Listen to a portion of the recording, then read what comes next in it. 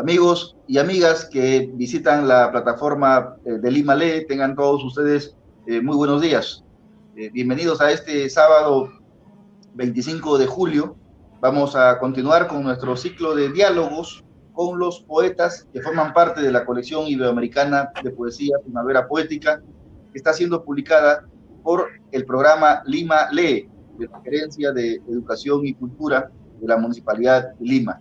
Mi gratitud a Juan Pablo de la Guerra, gerente de educación, y a Celeste Azurza, la directora del programa Lima Lee, por supuesto a todo el equipo de Lima Lee, al equipo de Primavera Poética, que ha hecho posible lograr estas transmisiones y sobre todo publicar los libros de los poetas con quienes estamos dialogando desde el mes pasado. Son 66 poetas en total. Ya hemos tenido una primera serie que se presentó y publicó en el mes de junio, con 20 poetas. En la segunda serie estamos dialogando con 24 poetas. En la última serie dialogaremos con 22 poetas.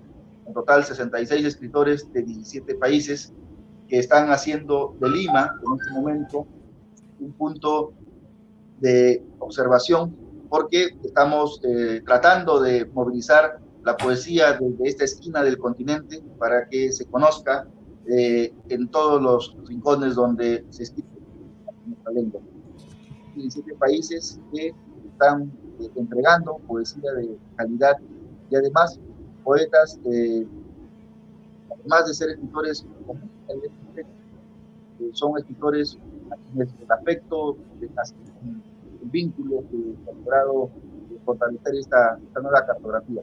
Hoy vamos a dialogar con una poeta peruana muy querida, amiga de nosotros desde hace muchos años, una poeta con una trayectoria impresionante, además de una promotora cultural, editora. Ya yo voy a estar dándoles la referencia sobre la obra de la poeta con la que vamos a conversar esta mañana. A Marita Troyano. Marita Troyano nos ha entregado para esta colección algunos de los poemas que una vez soñé. Algunos de los poemas que una vez soñé, vamos a conversar, pero antes vamos a darle la bienvenida a Lima Lee. Marita, buenos días. Harold, buenos días. Con mi agradecimiento a ti por esta nueva invitación a participar en el Festival Primavera Poética y por supuesto a la gerencia de la Municipalidad de Lima de Cultura y Deportes por esta brillante iniciativa y este apoyo que te ha brindado para publicar libros de 64 poetas iberoamericanos. Un saludo también a todas las personas que nos están viendo y un abrazo fraterno a los y las poetas que participan en este importante evento poético.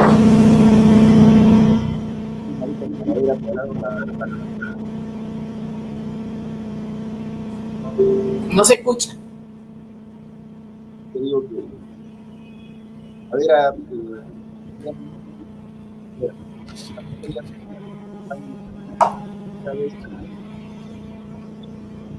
Harold, discúlpame, no tengo sonido.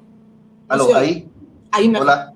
Perfecto, ahí está muy bien, sí. Te decía que tú nos acompañas en la Primavera Poética desde la primera vez que realizamos el festival en homenaje a nuestro querido Arturo Corcuera. Claro que sí. Estuviste con nosotros en los homenajes a Marco Martos, a Alberto Alarcón, que además es un gran amigo tuyo y un gran poeta que radica en el norte de nuestro país. En todos estos festivales que hemos ido sosteniendo a lo largo de estos 8 años.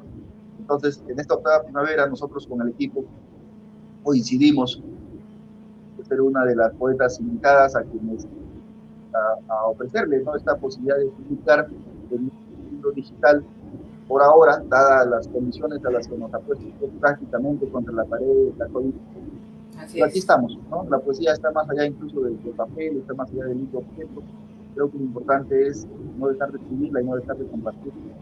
En ese sentido, Marita, tú como además promotora cultural, dime cómo es que estás enfrentando también esta situación de momento ahora ya voluntario, pero voluntaria,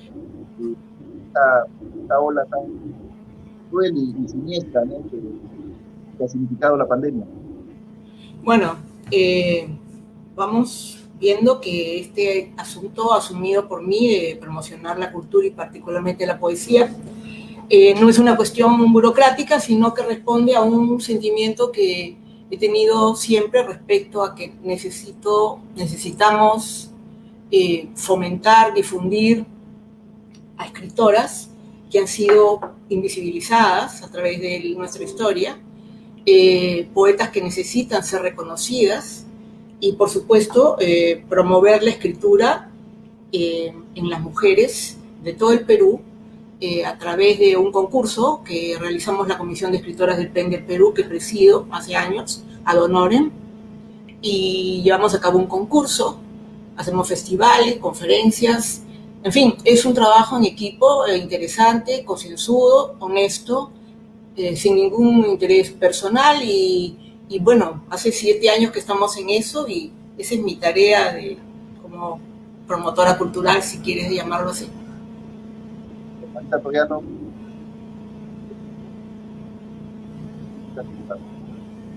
Hay un problema con el sonido, Harold. Marita es licenciada en Sociología y Ciencias Políticas por la Pontificia Universidad Católica del Perú, fotógrafa, es editora del sello Carpe Diem, que es uno de los sellos más importantes que hay, que se ha dedicado a publicarle no solamente a poetas mujeres, pero en su mayoría sí a poetas mujeres. Lo fundó en el año 1996, es directora de la Comisión de Escritoras del PEN Internacional del Perú desde el año 2006, organizadora del Concurso Nacional de Poesía Escrita para Mujeres y el Festival Multidisciplinario por el Día Internacional de la Mujer, Arte en el Parque. Ha publicado una serie de libros, entre los que Mortal Intuition, del año 96, La Historia según la Poesía del año 2005, Ad Libitum, Antología Personal del 2006, Lo Raro del 2018, y además ha publicado una serie de antologías, como por ejemplo Mujer y Poesía en 1995, La Poesía nos une, 50 poetas del Perú del año 2017. El ha publicado La Noche Anterior, de Paco Mati, por su destacada labor, que ha de los derechos de la mujer y la infancia, la jornada del año 2006, en las tareas con las más destacadas de la ciudad de Nueva York, Cabo Fernando, organizado por el diario La Prensa. Mismo por su cultura y trayectoria, como escritora, ha recibido el homenaje del Congreso de la República del Perú a través de la Comisión de Cultura y la medalla de honor que otorga la Municipalidad de Chile. Es una poeta que nació en Chincha, la retorna a Chincha, y es algo que nosotros logramos y destacamos también ella, porque de lo que se trata es de jamás olvidar la raíz. Así es. Chincha, Ica, es una región que al Perú le ha dado intelectuales brillantes, ¿no? Raúl Corra Barnechea, por ejemplo, poetas, el gran Abraham Valero Márquez, padre de la narrativa y de la poesía. Una tradición entrañable que tienes que revalorar y que respeta, por supuesto, Marita. ¿Qué significa en el Perú? Está fallando algo en el sonido, no te llego a escuchar, Harold. ¿Estás en el teléfono o en la laptop? En la PC. Te pregunto qué significa para ti ser una poeta nacida en Ica, que ha logrado desarrollar una actividad literaria en Lima, en la capital de un país que hasta ahora sigue siendo todavía centrista. Ok. Bueno, Chincha es siempre como una provincia que es Chincha. No siempre nos identificamos diciendo que somos de Ica. No es que no querramos al departamento de Ica, sino que por historia, siempre Chincha, por esta historia de los Chinchas también, es Chincha. O sea, yo he nacido en Chincha Alta. Luego, debo decirte que yo empecé a escribir poesía desde la época escolar. Tuve una excelente profesora de literatura, la señorita Roselena Caballero, trujillana, una persona, la verdad, que me ayudó muchísimo a ir forjando este espíritu poético. Y bueno, fue toda una etapa de escritura poética de adolescente. Pasan los años y vengo a estudiar a Lima, sociología, y allí dejé de escribir poesía. Bueno, la carrera también nos obligaba a lecturas bastante densas, a hacer ensayos, todo un trabajo distinto a lo que es la poesía. Y la retomé cuando iba a cumplir 40 años. Yo ya tenía toda la intención de seguir trabajando como socióloga, como lo hice. Trabajé en Piura, en el departamento de Piura, en el proyecto Bayor, viví en el desierto casi 2 años y medio. Eso me ayudó muchísimo a repensar toda la direccionalidad que tendría que tener mi vida profesional. Entonces, ahí empecé a escribir algunos versos que fueron juntándose, y en el año 1995 se los entregué a Esteban Quirós, de Editorial Lluvia, para ver qué le parecían y si podíamos publicarlos. Esto fue interesante en la medida que yo vengo pues de las canteras de la sociología y no tenía mayores contactos con poetas peruanas ni poetas peruanos, salvo mi conexión desde muy niña con Vallejo, que es uno de mis grandes, digamos, referentes, ¿no? Que era mi abuelo el que leía mucho a Vallejo. Y bueno, llego a Lima y presento este manuscrito a Lluvia, y como te repito, mi gente es de sociología. Sin embargo, yo sí tenía una amistad previa con Blanca Varela, quien fue la primera persona que leyó mis textos, ¿no? Me hizo algunas recomendaciones, y mi primer libro, Mortal Incuribus, salió publicado en 1996. El libro tuvo una acogida muy grande. Publicamos la segunda edición a los 6 meses. En esa época se tiraban 1000 libros de poesía, ¿no? Tuve una cobertura muy interesante, pero más que la cobertura publicitaria fue el afecto con el que fue recibido este libro. Yo recuerdo manos extendidas de poetas de la magnitud de Carmen Luz Bejarano, Elvira Ordóñez, Yolanda Westphalen, Rosina Valcárcel y Raquel Jodorowsky, por citar algunas, que se mostraron muy interesadas con mi trabajo, con este primer libro. Ellas han sido amigas mías a través de todos estos años, como muchas otras de casi de mi generación, pero las menciono a ellas porque las muestras de afecto fueron mucho más explícitas en ellas que en el caso de otras mujeres que escribían en el Perú, que no me conocían, ¿no? Bueno, tampoco me conocían estas grandes escritoras, pero digamos que fue un bautizo, claro, por parte de ellas para mi trabajo. Y siempre me estimularon para que siga escribiendo. Luego, yo ya asentada, ¿no? Posicionada, si se quiere llamar así, con mi poesía en Lima, que es difícil, ¿no? Es muy difícil. Por eso el concurso de poesía, escritura, y esa es una de las ideas que yo he tenido siempre. ¿Qué hubiera pasado si yo hubiera escrito mi libro?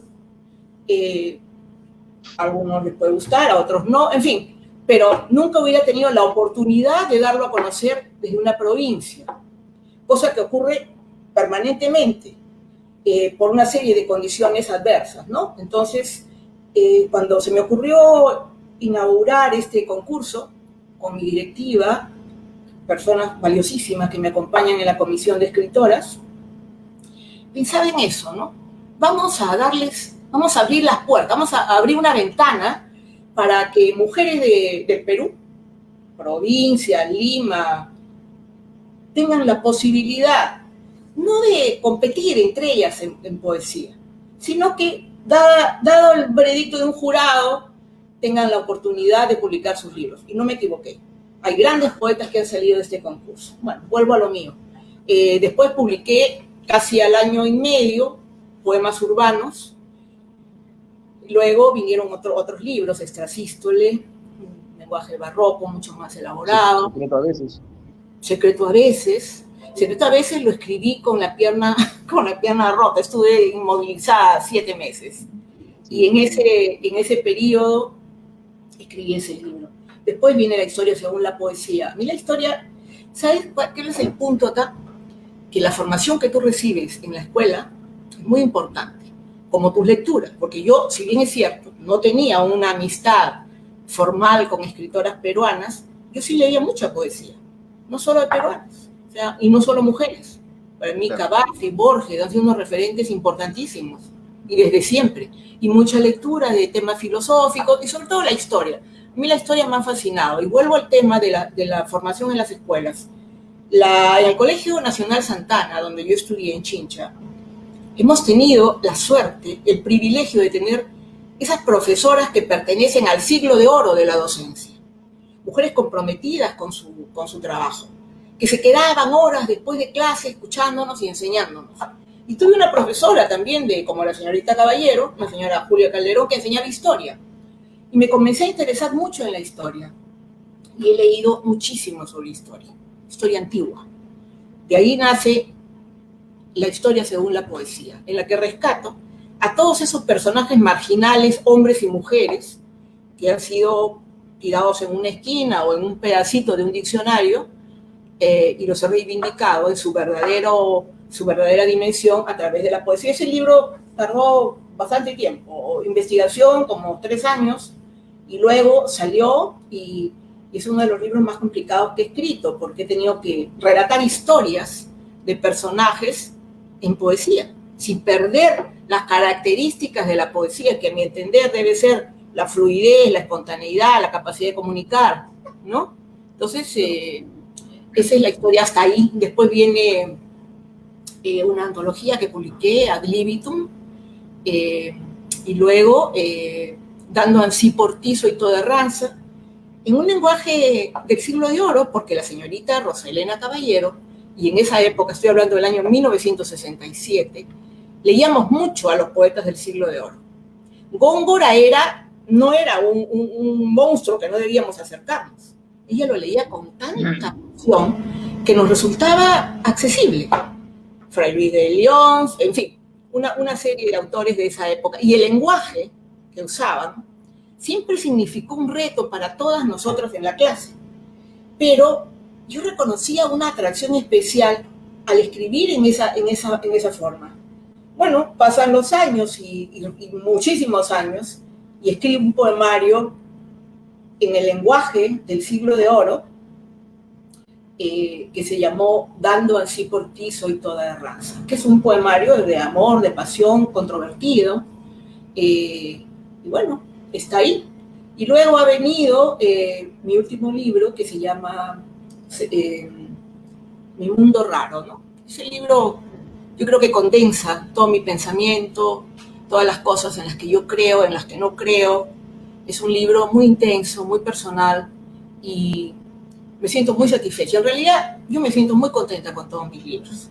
Me han hecho escribirlos, no solo me hacen feliz, o sea, no es que escriba con una sonrisa de oreja a oreja. La felicidad que siento es de poder transmitir todo aquello que yo considero es sustantivo para mí y que puedo compartirlo con otros en la medida de que, siendo todos parte de una misma humanidad, tenemos los mismos deseos, los mismos temores, las mismas ansias, etc. Te escucho comentarnos sobre tu literatura, sobre cómo es que has venido fortaleciendo esta trayectoria, y los profesores de historia, ¿no? A las profesoras, en este caso, a las que tú te referías, sí. No puedo dejar de recordar a algunos profesores que yo tuve, ¿no? Por ejemplo, en el colegio, recuerdo que tuve un famoso profesor, Jesús Marchán, que era un apasionado de la historia, al punto que cuando nosotros sacábamos la mejor calificación, que era el 20, nos ponía 25.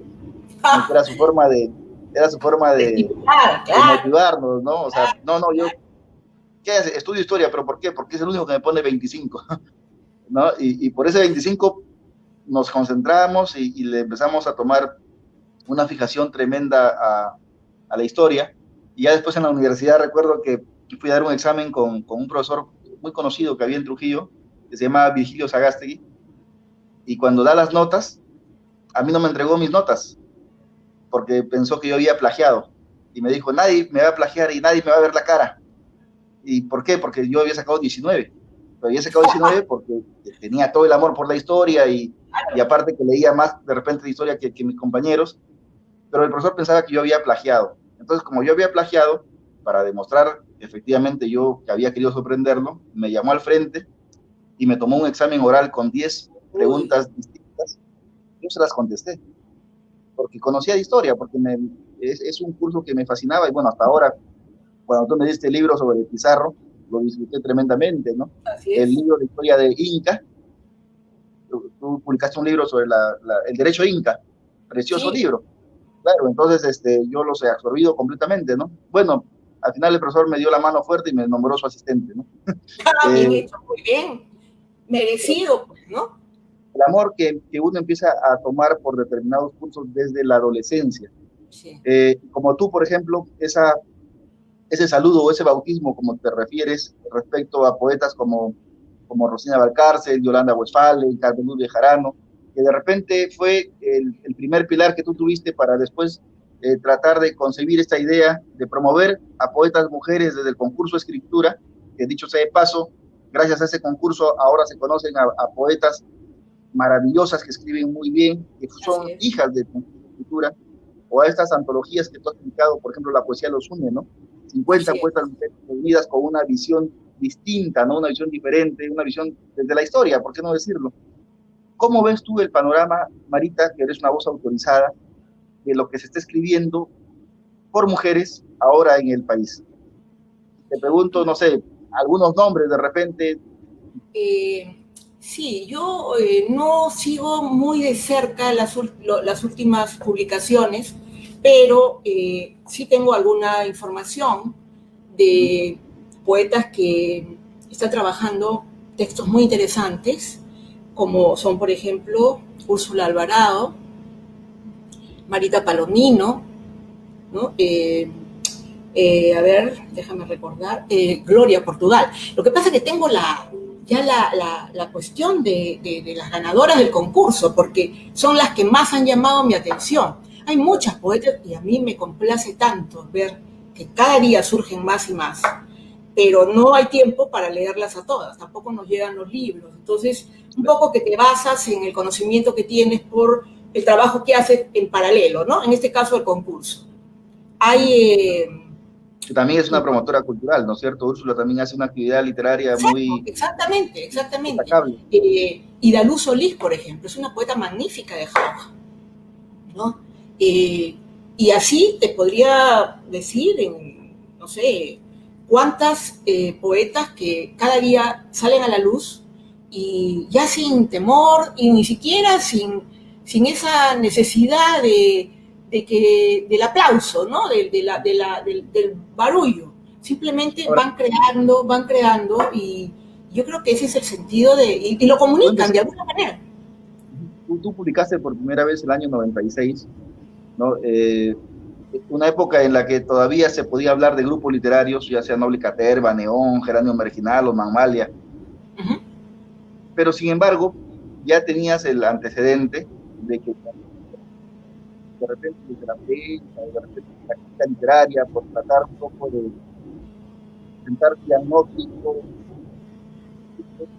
empezaron a decir que los 70 fueron años de la femenina. No, no, perdona, lo último no te escuché. Ay, acércate un poquito, creo. Ya. Muchos decían que los 80 fueron los años de la irrupción poética de las mujeres y empezaron a presentar voces como Magdalena Chocano, Patricia Alba, Rocío Silva Santisteban, Rosela Di Paolo, por citar algo, Tatiana Berger, ¿no? Por citar algunas. Tú bien habrías podido ser parte de esta cantera de talentosas poetas, pero sin embargo decidiste esperar y publicar el año 96. ¿Por qué? Bueno, yo soy un poco solitaria, aunque me gusta compartir mucho con las personas que quiero y recibir experiencias de las personas que no conozco. En general soy una persona que se mantiene un poco alejada de grupos, ¿no? Además, yo no hubiera podido ser parte de ese grupo porque yo decidí publicar en los 90.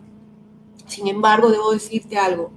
Desde que yo empecé a publicar, he leído en sitios realmente encausados en el sentir poético. He leído en Quilca, hemos leído en La Parada, hemos leído en universidades, en colegios, hemos viajado a provincias hemos sido auditorio en la Universidad Católica, en la Universidad Ricardo Palma, y he leído poesía con amigos que pertenecen a esos grupos, con compañeras de los 80, ¿no? Con gente de Noble Caterva, con los cuales mantengo una amistad hasta ahora bastante fructífera. No ha habido nunca un alejamiento, si bien es cierto, no pertenezco a ningún grupo, ni deseo hacerlo, claro. He mantenido una cordialísima y correspondida amistad con gente que pertenece a estas agrupaciones. Una amiga mía queridísima es Rosela Di Paolo, por ejemplo, ¿no? Dalmacia Ruiz Rosas, Santiago Rizzo, puedo mencionar un montón ahorita, no quiero dejar de mencionar, no quiero que se vayan a sentir que no los tengo conmigo, pero quiero decirte que publicar sola, ser un poco una solitaria. Una voz insular. Insular, exactamente, una poeta insular, no me ha privado del placer de compartir con todas estas personas ambientes y sentimientos de poesía. Siempre hemos estado juntos, nunca me he negado a participar en un recital y la verdad que hasta ahora yo me siento muy contenta de haberlos conocido y de seguir conociendo gente y de seguir estando juntos en estos momentos que son tan importantes de la poesía, porque si bien es cierto no se puede definir la poesía ni que lo intenten porque no van a lograrlo, escribir poesía es yo no lo veo como un oficio, yo lo veo como una necesidad, ¿no? La poesía lo que hace es conectarnos con el mundo, comunicar, ese es uno de los ítems importantes de la poesía, comunicar, lo mismo que mencioné anteriormente, tus sentimientos, que son los mismos de Juan, de María, de Pedro, y que ellos de alguna manera recogen ese sentir cuando te leen, ¿no? Entonces, ¿qué hace la poesía? Tender puentes, establecer vínculos de comunicación. Yo no soy partidaria de escribir jeroglíficos, tampoco me salen. Podría esforzarme, podría hacerlo para satisfacer a algunos críticos, así escribir en recontra difícil, puedo hacerlo, pero eso no, eso es una cuestión absolutamente forzada y disforzada. Uno debe escribir como le nace, ¿no? Y en eso yo creo de que la poesía, cuando logra ese cometido, sobre todo enarbolando un estandarte que es el leitmotiv de la poesía, de la poesía, que es el amor. Amor no necesariamente hacia una persona o a otra, sino amor a la naturaleza, amor a la gente, amor a los animales, amor a Dios, ¿no? El amor como vector de la poesía. El otro día lo dijo un autor mexicano, hablando de esto, ¿no? Del amor. Yo soy una convencida de que poesía que no transmite este sentimiento claro. Tiene problemas de comunicación. La poesía, como bien lo decíamos, es el lenguaje del corazón, ¿no? Exacto. Y si no tiene que ser cursilería, no se trata de escribir cursilerías, ¿no? Si no concluye siendo un vehículo para comunicar desde esa sensibilidad propia de la emoción, ¿no? Juan Paredes Carbonell, el poeta trujillano, que creo que lo conoces también, él hablaba de que la poesía la ubica como en cuatro espacios, ¿no? La poesía de la emoción, la que se refiere al amor, la poesía del pensamiento, que es aquel momento en el que ya empiezas a procesar antes de escribir, la poesía y la imaginación, que bien nos la entregaron los surrealistas, para al final ser ese vehículo de comunicación que es el único código que tenemos, es el lenguaje, ¿no? La poesía y el lenguaje. Pero si la poesía no es lenguaje, si la poesía no es emoción, si no es pensamiento, si no es imaginación, entonces puede ser cualquier cosa menos poesía. En todos esos momentos, en todas esas posibilidades creativas, siempre está presente el amor. Siempre, de alguna manera. Exactamente, la atraviesa, porque quien escribe poesía tiene que tener pues una cosa dentro interesante, ¿no? Una cierta elevación del espíritu, ¿no?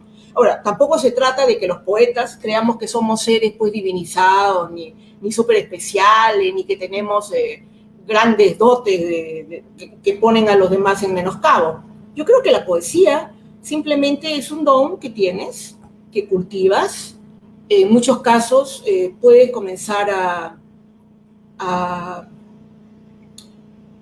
procesarla con estos toques de intelectualidad, si quieres, ¿no? Por ejemplo, el poemario Dando ansí por ti es un poemario que no es, pues, exactamente de amor, es un poemario en el cual hay un trabajo muy concienzudo del lenguaje y ahí sí entra toda la capacidad intelectual que puedas tener para hacerlo. Igual claro. Con la historia según la poesía, ¿no? Hay amor por rescatar verdades que la poesía a través de los siglos ha ocultado, porque, o sea, la ha ocultado. Hay poemas, por ejemplo, a Cleopatra, que la ponían como una prostituta, la historia universal, y Cleopatra no era ninguna prostituta, era una mujer que era sabia, astróloga. A Espartaco, que le hicieron una película hace años y nadie hablaba de él. Bueno, él también está en la historia según la poesía, ¿no? En fin, yo creo que el amor es transversal, como tú dices, en el texto poético. Y que... Marita. No, sigue. Y que por ahí va el camino. Y algunos de los poemas que una vez soñé, el libro que estamos presentando en este momento a través de la plataforma de Lima Lee, ustedes pueden tenerlo de modo gratuito, basta que vayan a este post, hay un link, un enlace, lo pueden tener con ustedes y conocer un poco más sobre la poesía de Marita Troyano, la poeta con quien en este momento estamos dialogando. Bueno, Harold, gracias por esta conversación, la he disfrutado muchísimo. ¿No te escucho? ¿Por qué decidiste entregarnos este libro, Marita? Bueno, yo creo que ha sido un regalo que me han hecho ustedes. Publicar un libro, primera vez publico un libro virtual, yo no soy muy ducha en esto. Sí, nunca he publicado nada virtual, es una novedad encantadora y me ofrece muchas posibilidades de que conozcan mi obra en muchas partes, porque no todo el mundo tiene acceso al libro, y escogí los que me parecía que podían gustar, ¿no? Gustar más. Así que para mí ha sido un gran regalo Harold, que te agradezco a ti, a Lima Lee, y nada, ya que vamos a empezar a compartirlo. Muchísimas gracias. Queremos escuchar tu poesía. Gracias por compartirlo. No, gracias a ti. Quiero tomarme la libertad en este momento de leer un poema del libro, pero quiero dedicárselo a mi hija Adriana, que vive fuera del Perú, y su cumpleaños es el 27. Curiosamente, este poema lo escribí hace muchos años, cuando ella cumplía años, y me había olvidado de comprar un regalo, porque estaba acabando de publicar un libro, y bajé muy tempranito y escribí un borrador que después se convirtió en este poema y logré entregárselo antes de las 12 del día. Para Adriana Suito, que me está escuchando en Nueva York, con todo mi cariño y con el mismo afecto de cuando era una niña, la huésped favorita de mi vida. Te amé desde el principio de tus días, cuando te cobijé en mi vientre, en ese fluido mágico latiendo mis latidos, sudando mis sudores, esperando tu tiempo. No existía tu sombra, eras una metáfora animada germinando materia de esperanza. Cuando naciste, supe lo que era ser feliz, esa palabra que creía apenas una grafía escarlata. Y pasaron los días de los años, atravesando por ellos de la mano, sumidas en la fábula, reconociendo el agua, la tierra y los colores de las cosas, robándonos un sol por las mañanas, constelaciones de plata, los luceros. Eras una mujer chiquita, de cereal, arcilla y Coca-Cola, y cuanto más te conocía, más te amaba. Golpe de suerte de mis entrañas veleidosas. El tiempo aquel se ha ido lejos. Hoy cumple 17, y se marcharon ya los tules, las hadas y los cuentos. Los pétalos de azúcar, sonrientes muñecas de polipropileno, el uniforme azul, tus pasos en silencio. Hoy siento que te escapas hacia un jardín sin cercas. Estás abriendo puertas, temo cerrar ventanas y respetando el tiempo. Hoy que nuestras sombras se separan, estoy olvidando mi sonrisa y se me va volando el alma. Ahora conocerás la noche, Venus en ciernes. Verás qué extraña y bella es en su negrura. Caminarás sola bajo los brazos transparentes de la luna, dueña de 1000 secretos. Empieza la aventura de vivir. Ahora Vuelas expuesta al viento, a la lluvia, a las tormentas, y habrás de consentir a tus demonios meterse fieros por entre las costillas. Amar la soledad de cualquier día, desear los días solos en silencio y dar aliento a tus horas. Conságrate a la vida sin temores. Vive esa pirámide de fuego que a tu edad se lleva dentro. Eres de las mujeres nuevas, de las que no se ciegan con relámpagos, de las que no se cansan en caminos con espinas. Mantén tu risa, viva su aroma de duraznos, respeta el mar, sea amiga de mareas, del líquen, de la arena. Cumpliste 17, eres una mujer hecha y derecha, y yo aún sigo creyendo que el amor y los milagros no se dan todos los días.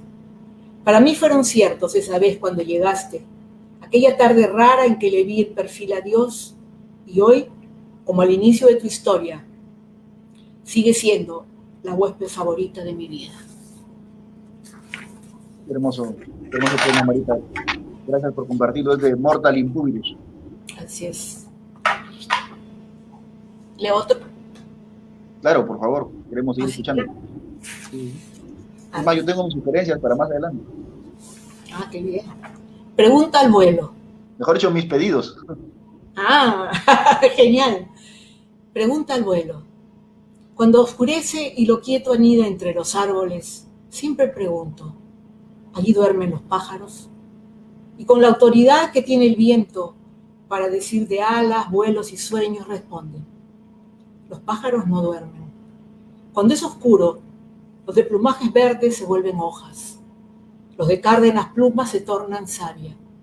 Los de plumaje azul se funden con el añil del cielo.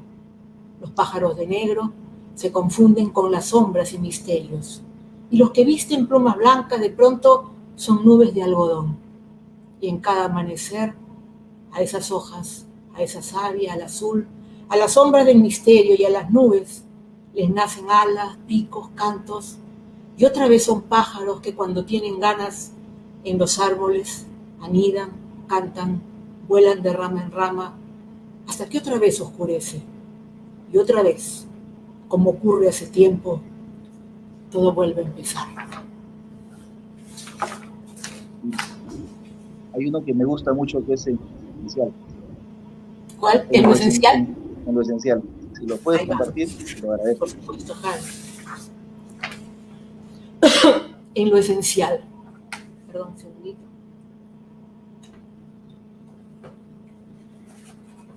No hago cosas distintas al resto de la gente.